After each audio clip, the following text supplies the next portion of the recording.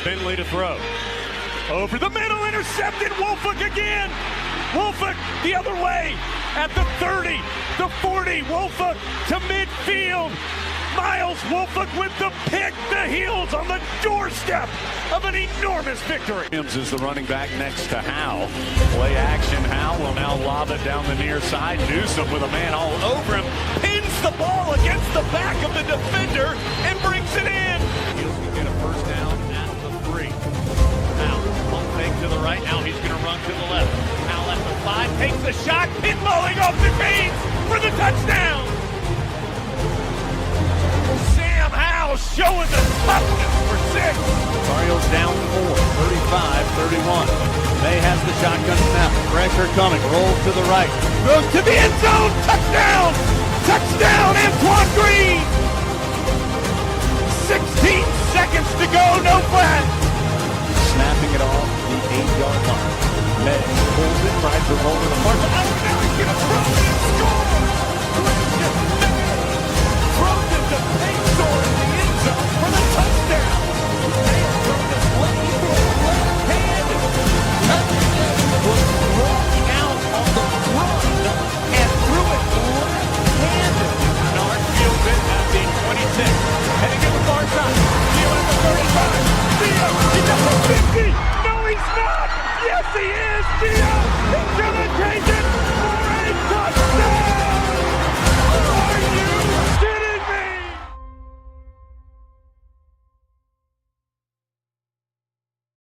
What's going on, guys? Welcome into another edition of the Heel Tough Blog Podcast, coming at you here on a Tuesday night as we get ready for National Signing Day. Believe it or not, it is already here for the 2026 class. That is right. Carolina going to be signing a lot of these guys that they've had come into the class so far this year.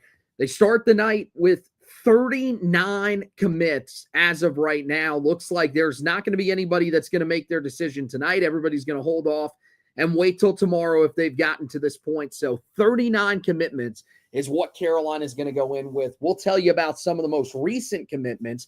Haven't done a breakdown of some of these guys, so we're going to talk about that here tonight. The last 5 commits that the Tar Heels have made, which all came recently towards the end of November, and then into the start of December here. We also have some news on a decommitment in the 2026 class.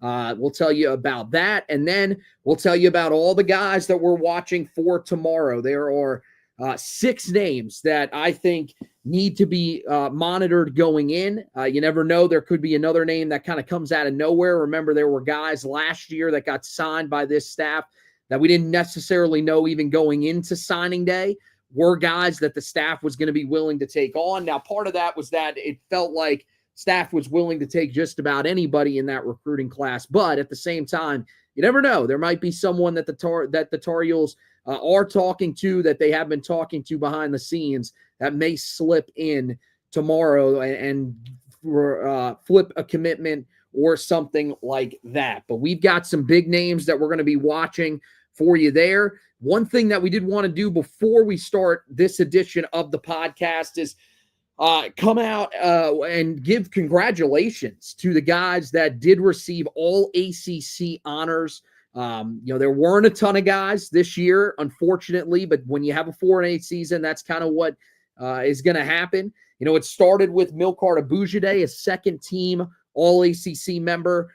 Kind of crazy, to be honest with you. You would have thought that he would be a number 1 just because of the fact, or he would be a first-teamer, just because of the fact that he did end up leading the conference in sacks, number 1 in the conference in sacks. With 10.5. So it wasn't necessarily a great year from the conference in terms of the sack numbers, but you think a guy that would lead the conference in sacks would still find his way onto that first team. I guess they're looking at it as he wasn't overly consistent. That was, something that I pointed out about him in the middle of the season. I think that still remains the case here as we've gotten to the end of the season, where you saw some spurts, especially in the middle of the year, where he looked really, really good. But there were just times where, especially during the important games of the season, he wasn't necessarily there. That's something that he's got to work on for next year. But still, when you put that type of performance together, you would think that you could be rewarded with first-team honors. Make that a goal for next year. I think that certainly is something that he could be able to accomplish if he sticks it out here at Carolina. I hate that we have to say that because that's the era that we're in, but you just never freaking know, man. I mean, you look at last year. Now, luckily, there's only one portal window this time, so you won't have what happened with Bo Atkinson, what happened with Amari Campbell, where these guys go through spring practice, you're feeling good about where they're at, and then they end up bolting. But at the same time, there could be significant offers that come down for a guy like Milcart, who people, look at the film, but they maybe look at those stats more so than the film, and they think that he is a guy that can make that big of an impact at a bigger school, and that could potentially land him a big deal in the portal somewhere. That's the thing that you got to worry about with a lot of these guys, guys like Jordan Shipp, Damon June. So Carolina has to take care of them, but congratulations to him for getting second-team All-ACC honors. Then you have the honorable mention guys. As expected, Jordan Shipp is in there. I thought he was going to be in there. His year, it reminds me a lot of Anthony Ratliff-Williams in, I believe it was 2018, where he puts up around 600 yards receiving. Really just a steady season, but it's in an offense where the quarterback wasn't necessarily great. He wasn't making the plays that would allow you to put up huge numbers. And so I think he's going to be one of those guys. Now, hopefully he's going to stick around. Hopefully it's not going to be like Anthony Ratliff-Williams, where that was Anthony Ratliff-Williams' final season at Carolina. So he never really got to build on that. But hopefully he's going to stick around. I mean, yeah, you look 2017, 2018, both very similar for Anthony Ratliff-Williams.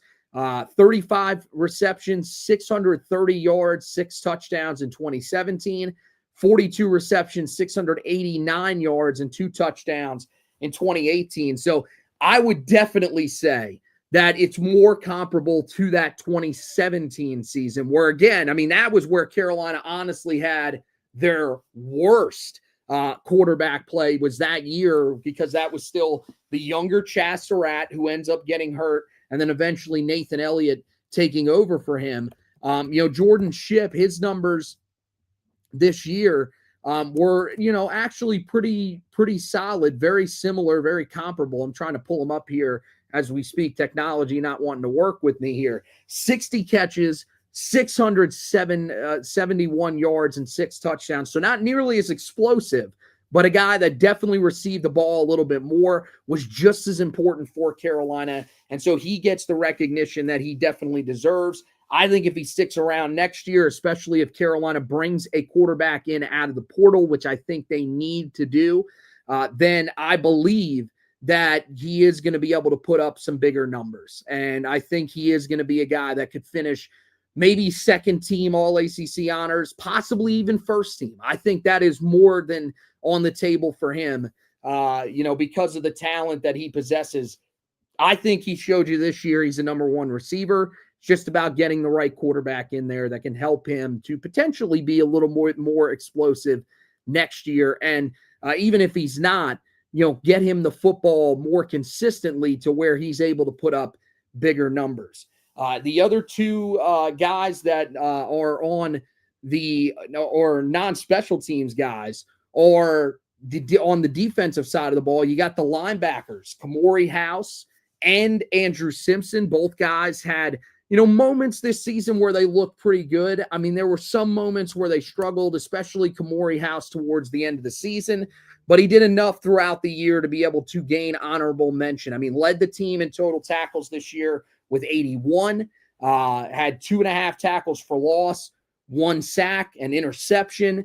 So there were some important things that he was able to do for Carolina this year. When it comes to him, the biggest thing is next year, hopefully they can find someone that they can rotate a little bit more at that position. We were told that Carolina was going to rotate more this year at that position. That's why they went out and got Mekhi Bayer, as well as Kamori House and Andrew Simpson out of the transfer portal. But you didn't really see that rotation. And as the season went along, you really started to see him wear down. And so Now the question is Kamori House more of what we saw the first 9 games of the year, or is he more of what we saw the final 3 games of the season? I think that's going to be important to find out next year. But I mean, that's another guy that I think has the potential to be a all-ACC third teamer, could be a second teamer next year. First team might be pushing it a little bit too much, but you never really know. I do think that he is certainly a guy that fits what Carolina wants to do moving forward, what Stephen Belichick wants to do moving forward. Then you got Andrew Simpson, who had 62 total tackles. Shocked that the number was that far off between him and Kamori House, but Kamori did have some big tackle games. Andrew Simpson just more consistent in that 5-6 range for the most part. But he did finish with 9 tackles for loss, which was second on the team behind Milcard Abujade, and finished with 5 sacks, which was third on the team behind Milcard and Tyler Thompson. So a really strong season from him. I think, he was pretty much as expected coming over from Boise State. You would have liked to see maybe a few more tackles for loss, similar to what he did in his sophomore season. But to be fair, I really do think that this was a pretty solid year for him and that you'll take it. Then you have Reese Verhoff. That is the last honorable mention. That would be the starting kicker for Carolina. And this season, really a solid year. 2 blocked field goals that go against him. But outside of that, he missed 2 field goals the entire season. So 20 of 20 on extra points. That number is stunning. I mean, the fact that he only had to kick 20 extra points really shows you how bad Carolina's offense was. But 19 of 23 on field goals. He hit a program record 57-yard field goal in that game against Wake Forest. He was really solid all around. I think really, him and Tom McGinnis leading a really solid special teams unit for Carolina this year. The return game wasn't necessarily great. They went through a lot of guys there, both at kick returner and punt returner. But I really think that the kicking and punting game was really solid this year for Carolina. That'll definitely be something that we'll be talking about moving forward into the offseason with Verhoff moving on. Same thing with Tom McGinnis. So how does Carolina replace those guys? We do have one guy that Carolina landed recently that could help with that. So we'll talk about that here in just a minute. But again, wanted to say congratulations to those guys. Definitely a tough season for Carolina football. Not exactly the season that I think most of them probably imagined when they came to Carolina. For Jordan Shipp, I think, he was hoping that being a holdover from Mack Brown, this would really take him to the next level. Didn't necessarily do that, even though he did contribute more this year than he did last year. Still think that there is another area for him to reach. So I will be interested to see what he looks like next season. That is certainly going to be something to monitor when it comes to him next year and when it comes to all these guys next year. Especially Kamori House. I think that's going to be the guy that you're looking at. Milcard Abujade, those are the 3 guys that are going to be returning from this group. What can we expect from those guys next season? I think hopefully you can expect a little bit more from them next year. But let's get into the guys that will be joining them as true freshmen this year or this coming offseason.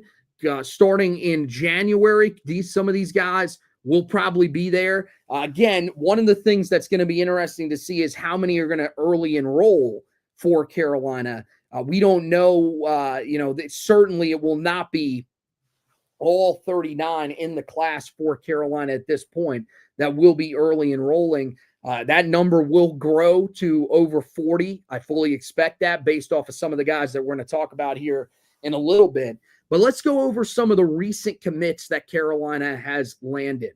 And it starts with Jordan Avenger, a 3-star linebacker out of Orangeburg Wilkinson High School in Orangeburg, South Carolina.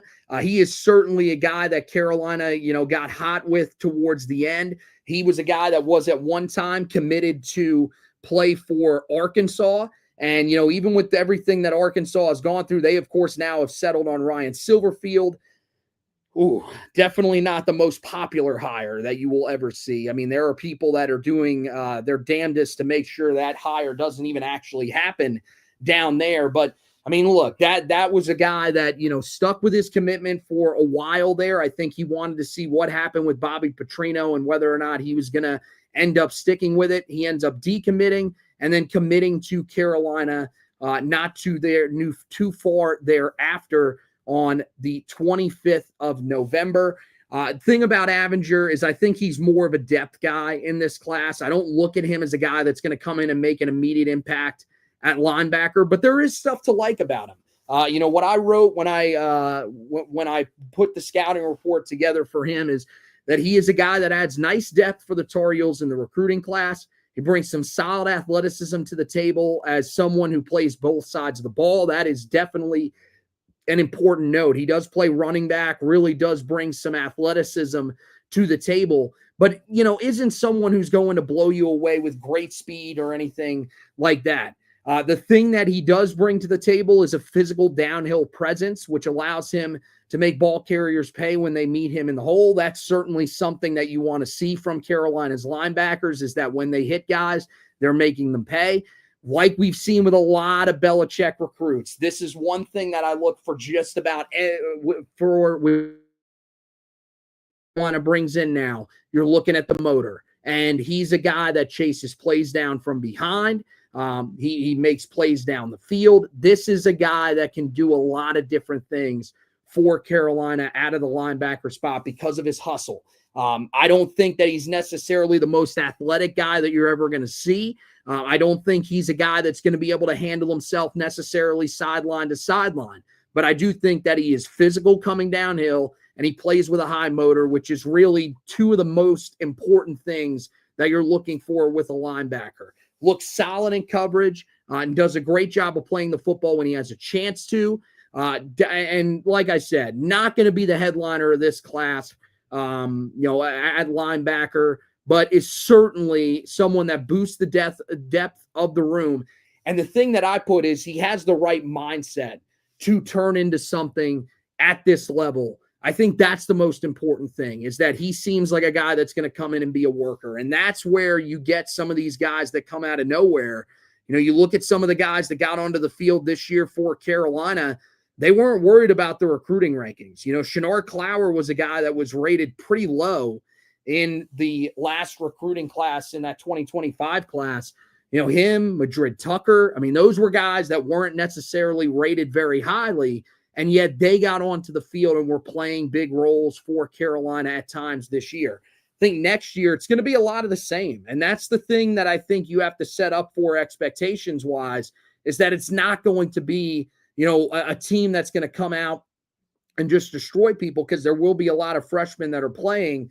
But you never know. Maybe Jordan Avinger is one of those guys that sneaks onto the field. I think, 6'3", 225, pretty solid build. But I think it's probably going to take him a little bit of time, but still a nice depth addition to this linebacker room where they do need depth. I mean, that's one thing that you look at, with them losing Simpson, losing Bayer. We're not 100% sure that they are going to be able to hold on to Kamori House. Some cryptic tweets that kind of make you wonder. Got to go out and add to this class or add to that linebacker room in this class, and Carolina has done a good job of that. You move on to a commitment that happened on that same day, November 25th. That would be when offensive tackle Jonah Rodriguez announced his commitment to Carolina. Rodriguez, guy that was at the FBS level at one time. He was with San Diego State, who he signed with at a high school, eventually transferred to Arizona. He was a guy that was a backup or was a depth piece that did not play in either 2023 or 2024. And so for 2025, he ends up transferring to a JUCO, and it ends up working out pretty well for him. He ends up getting back to Carolina, or getting back to the FBS level through Carolina, And so this is a guy that I think, for Carolina, you're getting a guy that's going to be a worker here. Some of these JUCO guys that have been picked up over the last handful of years have really worked out for some of the schools that they've been with. When I look at him again, I'm going to take, the cautious approach. I'm not going to necessarily say that he's going to be a guy that comes in here and starts for Carolina, but I think it's a nice addition to the class. He weighs in at 6'4", 300 pounds. He has the frame to succeed at one of the tackle spots at this level. He looks really powerful in run blocking situations where he simply just destroys defensive ends. I mean, that's what he does. He puts them on the ground. A lot of them, end up with the defender either on the ground or a few yards downfield. And he plays with the mean streak. You got to be able to play with the mean streak at this level. I think it's there for him. So I certainly believe that that is something that you definitely need. I think, he has violent hands and plenty of upper body strength. That's something that you really like from an offensive lineman. When he puts his hands on you, you're going to know about it. And with the upper body strength, that allows him to sort of push guys around. I think that's what allows him to really succeed at the point of attack. Pass protection, probably the biggest concern with him right now, especially since he spent a lot of time at guard and center when he was with Arizona. But he has some pretty solid reps on film. Granted, that is against JUCO edge rushers, so it's going to be a significant step up for him. For that reason, that's why I think it might be another guy that maybe takes a little bit of time at Carolina. But the good news is that he has a couple of years of eligibility remaining. I think that he is, certainly going to be a guy that can provide a little bit of depth to that room. And we saw how many guys Carolina went through this year.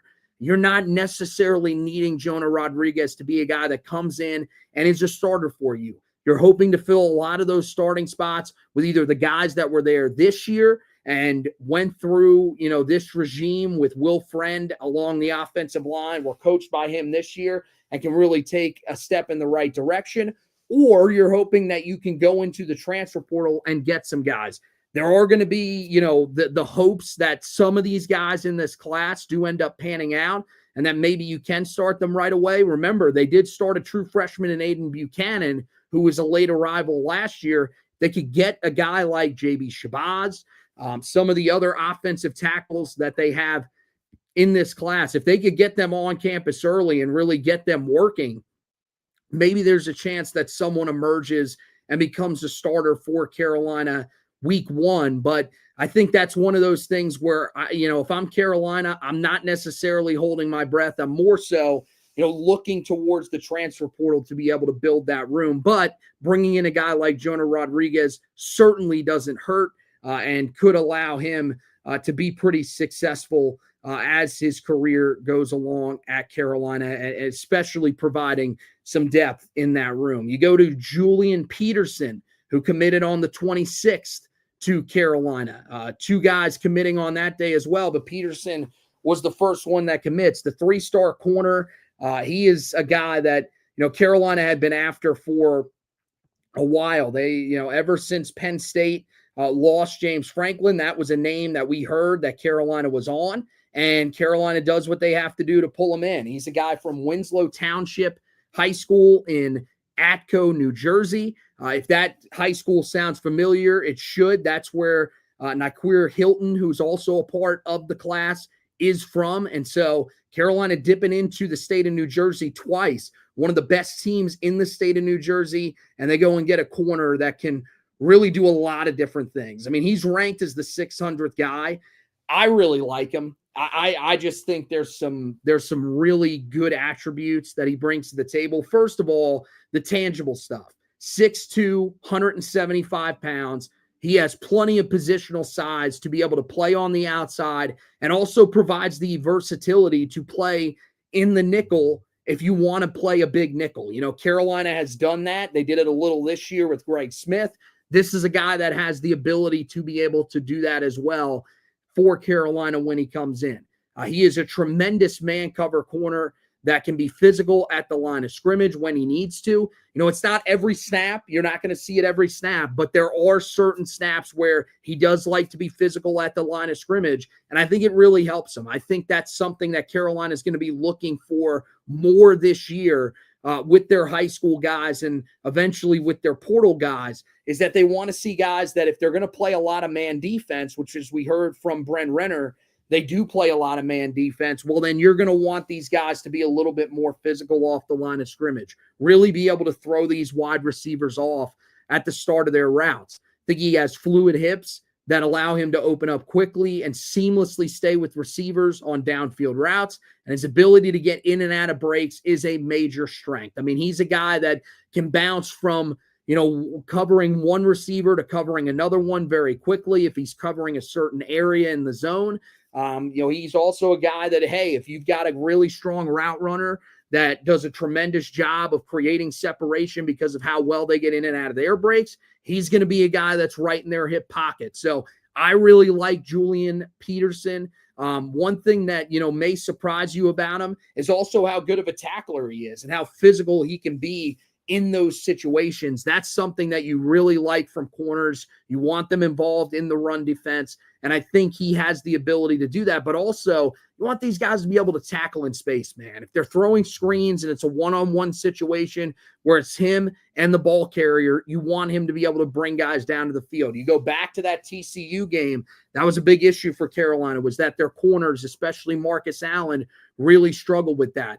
This is something that you're hoping Peterson will bring to the table.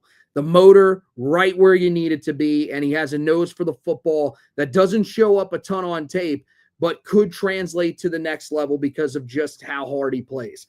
This is a guy that, I think he's going to be a really nice addition to this class. I don't know if he necessarily starts year one.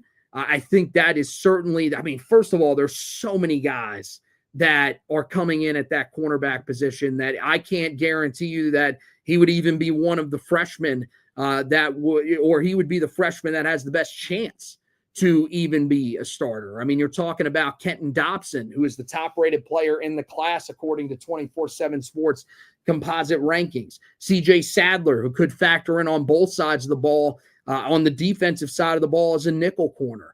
David Davis, another guy that's ranked a little bit higher than Julian Peterson.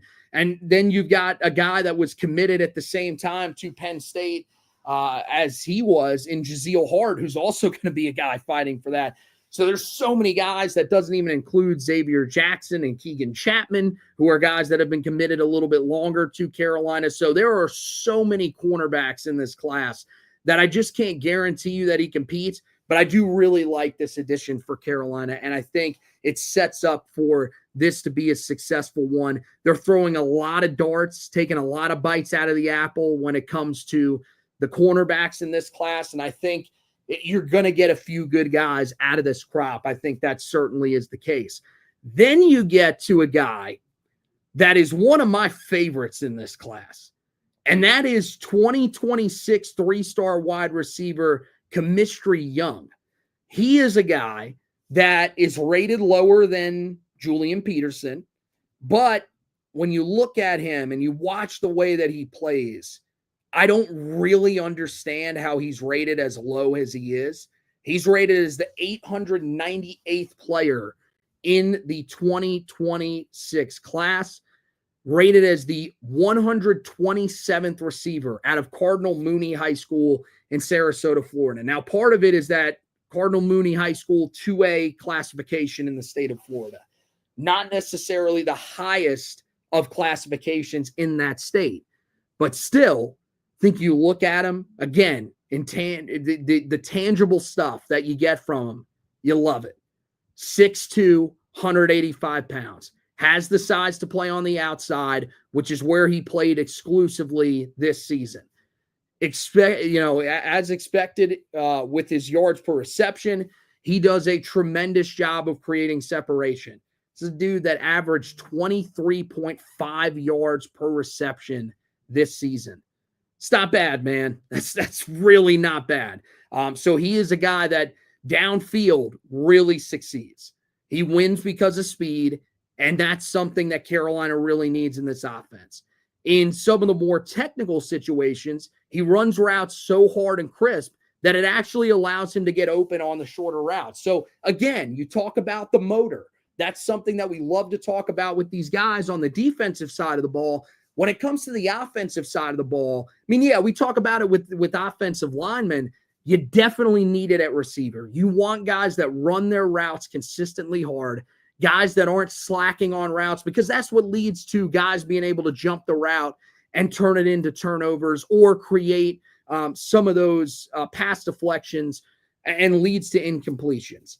You're looking for guys that run these smart, crisp routes that find a way to get themselves open with how explosive they are. I think that he certainly is able to do that. And that's one of the reasons that I really like him. Not only is he explosive before the catch, though, but his outstanding speed allows him to pull away from defenders after the catch. That is something that you definitely need for Carolina coming out of this year. They did not have the guys that could make plays after the catch. You know, Kobe Paysour had flashes where he was able to do it. Same thing with Jordan Shipp, but it wasn't consistent. You need somebody that when they get the ball in their hands, they can make multiple guys miss, and mainly they have the speed to be able to create bigger plays. I think that's what you see with Chemistry Young. I think he's a guy that's, you know, with how explosive he is in both areas of the game, I think it's going to be hard for him to stay off the field for Carolina. You look at a guy that's ranked lower in this class that has a chance to come out and be someone that contributes early on. This is one of the guys to lock in on. He has some shiftiness to him as well, which allows him to make guys miss in the open field and turn short gains into explosive plays. I closed out my my evaluation of his tape, and I simply said, this is going to be one of the underrated gems of the Tar Heels' entire 2026 class. There are some guys that I really like in this class. I think it's him. Crew Davis is another one that I am really high on that, again, the rankings I don't think are high enough on. These are guys that are going to make big impacts, I think, this year for Carolina. Also really like Zion Smith, the interior offensive lineman out of DeMatha Catholic in Hyattsville, Maryland. Those are guys that I really like in this class. And I think that there are, you know, the rating services aren't necessarily as high on those guys. They don't have them as blue chip prospects. I believe that they are probably going to turn out to be big time contributors for Carolina. And what a job with Chemistry Young. This was a guy that was not on anybody's radar. Coming into last week, I don't think anybody was really talking about him. We didn't know that he visited for the Duke game. That was one of the guys that I think popped up late on the radar. You know, some of the more locked in guys like Don Callahan, I'm Seth Gutman, I think from over there at 24, Tar Heel 24/7. I'm sorry if I'm misremembering the name, but those guys, yeah, they might have had some intel that he was going to be on campus. The rest of us, no clue that this guy was on campus. He just pops up out of nowhere. All of a sudden, you get some buzz the day before. He actually ends up flipping. And then all of a sudden, he's committed to Carolina. But I love him. I think he's a great player on tape. And I think he's certainly someone that could factor in at a wide receiver room where they are going to be looking for help. I think they probably need to go into the portal and get an experienced guy there just in case. But there are going to be a lot of options for them at wide receiver in this class, much like corner, where there's a lot of different guys that you can sort of throw up against the wall and see who ends up sticking next season. And I think there's going to be some more explosive players this year, hopefully, than there was during this 2025 season. Last guy that ended up committing before we turn our attention to the guys that we'll be keeping an eye on tomorrow. Again, we are running up against it here in terms of, you know, trying to keep you guys on schedule with Carolina playing basketball tonight against Kentucky. So we're going to make sure that we get you guys out of here for that. But Adam McCann Gibbs, the punter that Carolina adds in this class, not a whole lot that's known about him. When I wrote the article, really focused on what Cole's kicking professional camps said about him. And he's a 17-year-old player from the country of Ireland, a guy that, really doesn't play traditional football. You look at some of the videos of him training, it looks like he's playing with a rugby ball, but you do see some punting in there. You do see some field goal kicking in there. He's got some versatility. Carolina views him as a punter, so that certainly is going to be interesting. He scored a 106.3 points in punting, according to Cole's kicking professional camps during their time with him. 114.15 points on kickoffs, and he was 11 of 15 in at a Windy Spring ranking event in March of 2025. He also demonstrates Division I talent and has a lot of upside as a kicker who can also punt.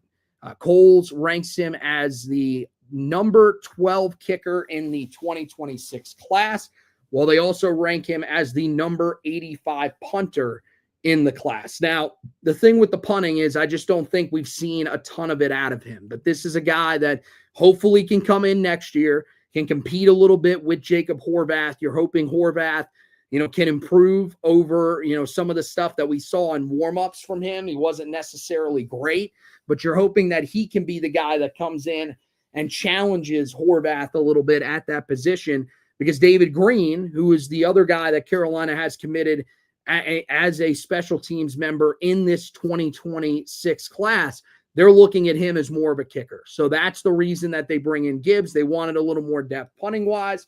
Didn't want to necessarily have to go back into the portal again. Don't think they will. Probably they'll hold on to Jacob Horvath, or if they believe that Horvath isn't necessarily good enough, they could end up recruiting over him, which could lead to Horvath entering the transfer portal. But thing I will say about Horvath, he did have some good numbers at Eastern Illinois, so hopefully he is a guy that will work out for Carolina. All right, really quickly, Carolina did lose a commitment in the 2026 class. That was 3-star interior offensive lineman Eli Raquel. He reopened his commitment on Monday, and it does not appear as if Carolina will still be in the hunt for him. He had been committed to Carolina since June, but with some of the guys that Carolina, I think, is targeting, mainly one guy who we'll talk about here in a minute, in Dayron Parks. That's part of the reason why Eli Raquel ends up decommitting. The other thing about it was going to be tough to figure out where exactly they were going to play him. I think there was, a chance that he could end up playing on the interior of the offensive line, but it really felt like with his build, he was slender, weighed around 270 pounds while being 6'5". He's a guy that probably would have fit a little bit better at offensive tackle if that wasn't necessarily where he thought he was going to fit, or if Carolina was trying to play him on the interior of that line and he thought that he fit better at offensive tackle. That could have led to the reasons that he ended up decommitting. All right, now let's get to the targets that we're watching going into tomorrow. I'm going to try to get this wrapped up here in about 15 minutes for you guys, just so that we can get prepared for the game against Kentucky. It starts with 2026 4-star linebacker Terry Wiggins. This is a guy ranked inside of the top 200, currently is committed to Penn State. We know that he will not be remaining committed to Penn State. He is either going to flip to one of 4 schools: Carolina, Virginia Tech, Colorado, or West Virginia. He took official visits to all of those schools. The most recent was to Virginia Tech for their game against Virginia. This makes a lot of sense. He was committed to Penn State while James Franklin was the head coach there. Virginia Tech is a huge favorite going in. So it looks like this was one that it looked like Carolina had a shot at before the hiring of James Franklin. It felt like Carolina was there. It felt like West Virginia was right in the hunt for him. Maybe Colorado with an outside chance. But it really felt like Carolina and West Virginia were going to be the two battling for him. Then Virginia Tech steps in. He's going to follow the coach that recruited him originally, and so he's going to go to Virginia Tech. That's not one that I think Carolina fans even really need to worry about going into this one. Then you've got Carson Baker. This is another four-star prospect, just outside of the top 200, but a guy that I think a lot of people thought for the longest time Carolina was not going to be in on. Well, that's not the case. He decommitted from Florida on on Monday. And, since then, really everything has, taken a turn in this recruitment because, he is going to be a guy that is going to push his decision off. It won't happen tomorrow, but it is going to happen on Thursday at 10 a.m. He will announce his decision at his high school, Langston Hughes High School in Fairburn, Georgia. Decision comes down to UNC and South Carolina. Now, it's seen Chad Simmons of On3 Sports, the latest that I have seen on this, it was that you have South Carolina as the team that was the favorite for a long time. And after, of course, the firing of Billy Napier at Florida, it's known that Florida is trying to get him back on board. They did hire John Summerall, so that is probably a conversation that he's had. And then according to Simmons, as of this evening, Texas A&M also trying to get involved with him. But the belief is that this is really going to come down to the two Carolinas. Where does he end up going? The Tar Heels certainly have a chance at him. One of the big reasons that they have become such a player for him is because of money. This is something that you just have to get used to in this day and age. That's one of the reasons that they landed Kenton Dobson. And that's something that you just have to be okay with this staff. If they're going to try to get better, they're going to have to pay guys because, this isn't right now the most attractive destination for guys to go to. And even if it is that attractive of a destination, it's still one of those situations where a little bit of extra money never really hurts you. So I think that is going to be a big part of his recruitment. I think that going into it, Carolina fans, you should feel like it's 50-50. I don't think you can go in feeling overly confident. I don't think you can go in feeling overly negative. I think this is one that is basically a flip of the coin. Whatever he decides when he wakes up on Thursday, that's going to be his decision. And the other school should feel like they put up a really good fight to try to get him. Now you go to 2026 four-star defensive lineman Vodney Cleveland. The Tar Heels, very, very familiar with him. This is someone that Tar Heel fans know by name. This is one that they've been clamoring for a long time out of the state of Alabama.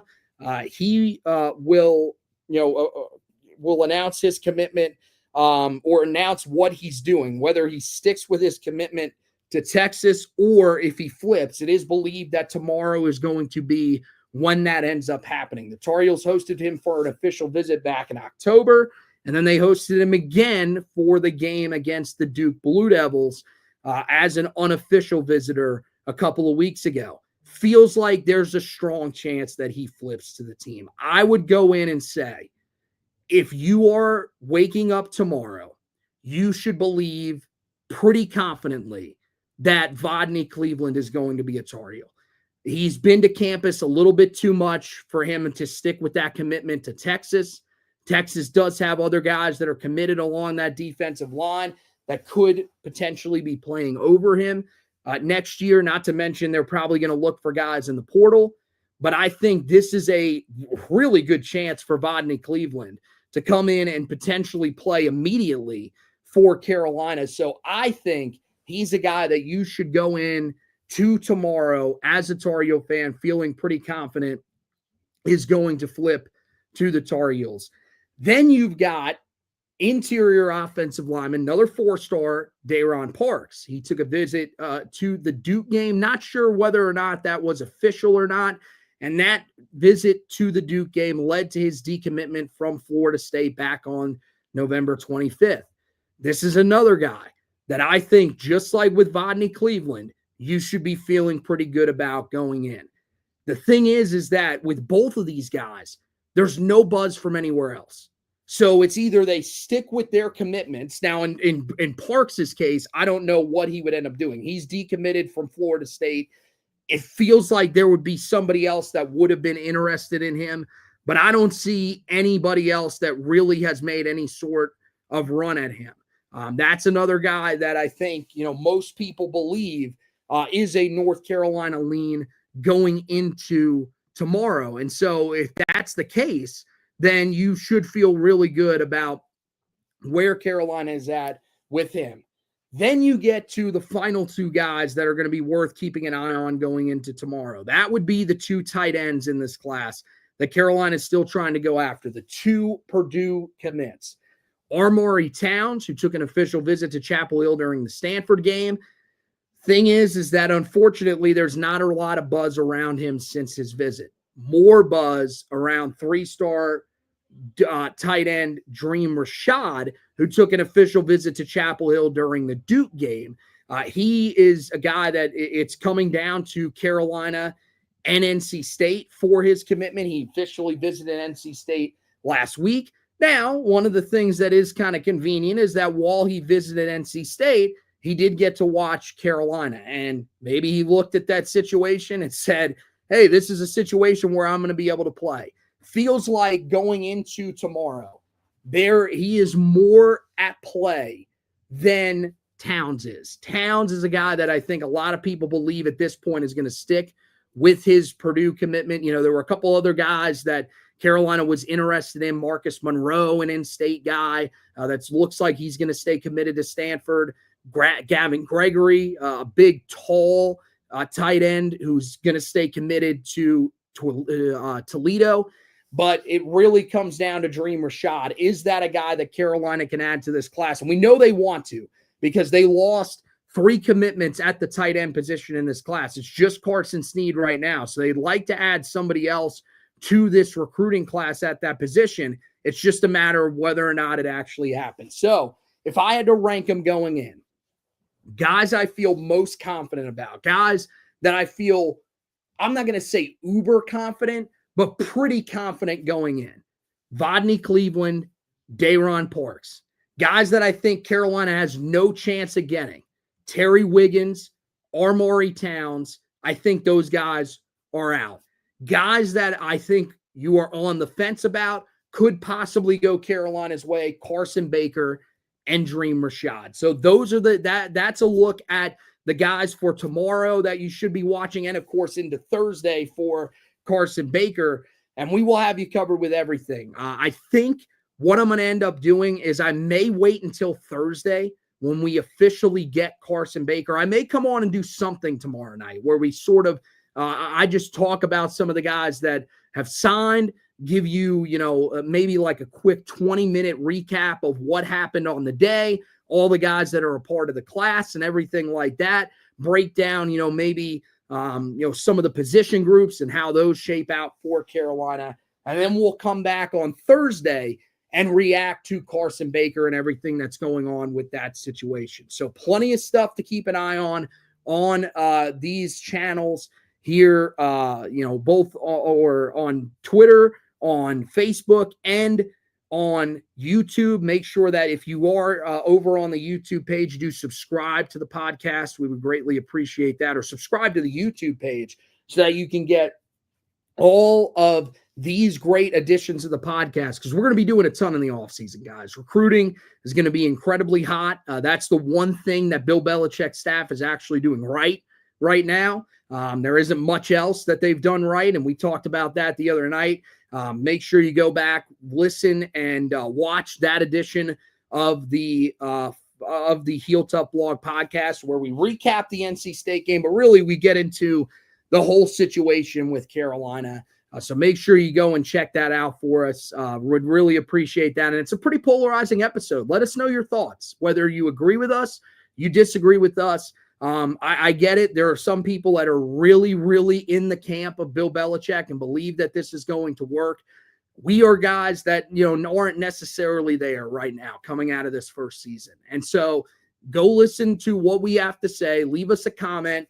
Let us know what you think. And we will, of course, be taking you throughout the offseason. This is year, I think, 7 of the podcast. So yeah, it's an incredibly long-standing podcast. We're not going anywhere, guys. We're going to be here covering this team even through the down times. We started the podcast during a downtime. We went through some successful stretches with Mac Brown, ones that we wish were a little bit more successful. And now we're going through the Bill Belichick era. We're going to stick it out no matter what. So make sure that you guys are over there subscribing to the YouTube page, liking the Facebook page, following the Twitter page so that you get all these editions of the show. Also, any coverage that you need for Tar Heel football, we will have you covered tomorrow on the website, HeelToughBlog.com. There's going to be some potential flips for Carolina, as we mentioned. So we will have you covered with all that.